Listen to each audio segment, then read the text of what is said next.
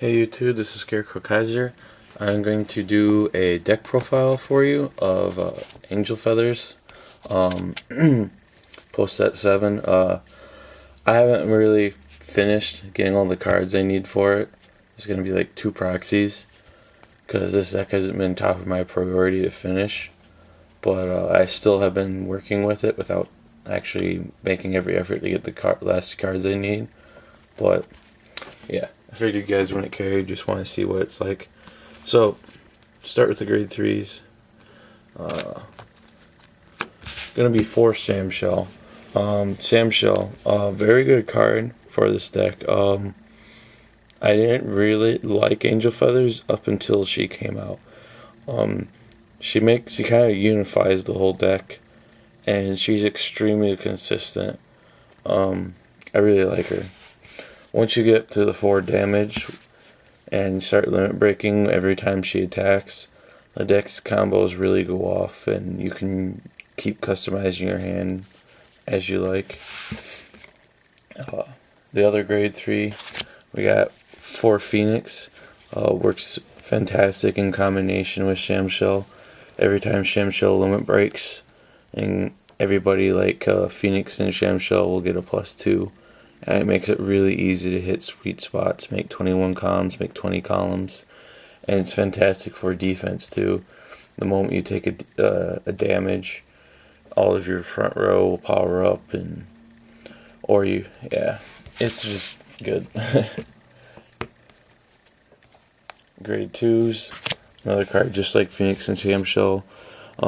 Pegasus, he gets +2, so every time Shamshell attacks and limit breaks, he'll power up to 11. So easy to make him hit a 20 column. Or just be an 11 and be able to attack anything by himself.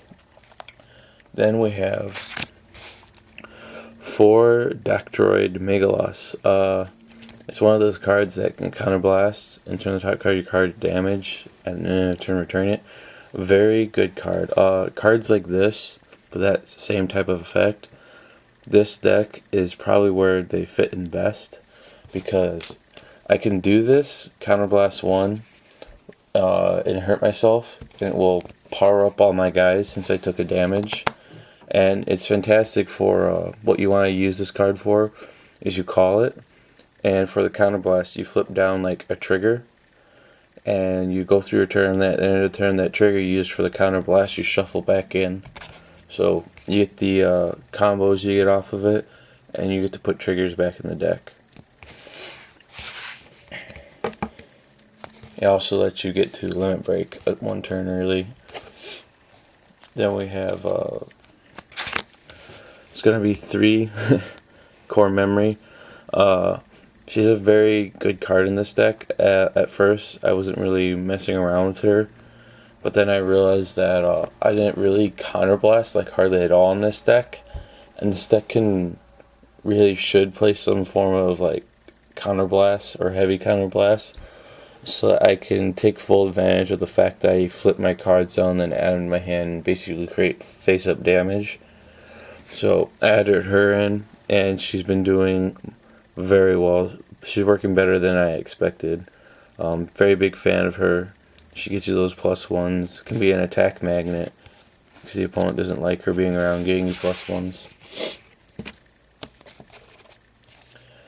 Then we have, for grade 1s, for Barbiel, 8k vanilla. Team him up with Phoenix or Shamshell, and you can hit the 20k mark. So, good card. Then we have for Pegasus, in combo with Shamshell, it becomes a 9. So teamed it with the other Pegasus, that's a 20 column. Teamed it with Phoenix, that's a 21 column. Teamed it with Shamshell, that's a 21 column. So yeah, as I said, the deck does really big columns consistently every turn. You can easily have 3 columns. They all need 15 guard.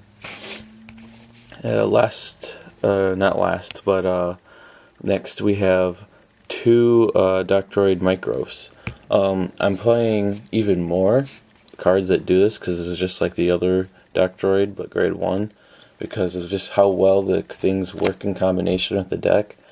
And as I didn't mention before when I was talking about the grade 2, it's these cards can also help you fix a bad hand early game, because this deck like has the starter who can pick up things that are in the damage. You can call this or the grade 2, and like if you don't have your grade 3 yet, hopefully damage check it, put it into the damage zone, then use your starter to pick it back up. So it's kind of like giving you a chance at another card, and then being able to put triggers back in the deck. It's very good, as well as comboing with everyone else and making them power up. And then this is the last of the grade 1s. 4 Pure Keeper, Perfect Guards, standard for every deck. And as I was mentioning a moment ago, in combination with the Doctroids early game to help fix hands, you have your starter, Hope Child. Very good card, and other than doing that, it can trigger your people to power up, fix your hands, or just go, oh look, I want more defense, I want that trigger for my damage zone. Very good starter. Triggers, we got 8 crit. Since this deck can swing for such big numbers, like easily make 3 21 columns, having these crits to push a little harder makes a huge difference. And we have 4 draw triggers. Very good in this deck, getting the +1 off the draw trigger, and then being able to trade this 5k shield for something else in your damage zone, like a 10k shield. It works pretty dang good. Get the +1, then trade it off for something better. And then we have last the 4 heal triggers. With this deck and the Doctroids being able to shuffle triggers back in the deck, and then these things can shuffle themselves back in the deck, you can easily make your deck very trigger heavy and just trigger bomb your opponent to finish them off. So that covers this.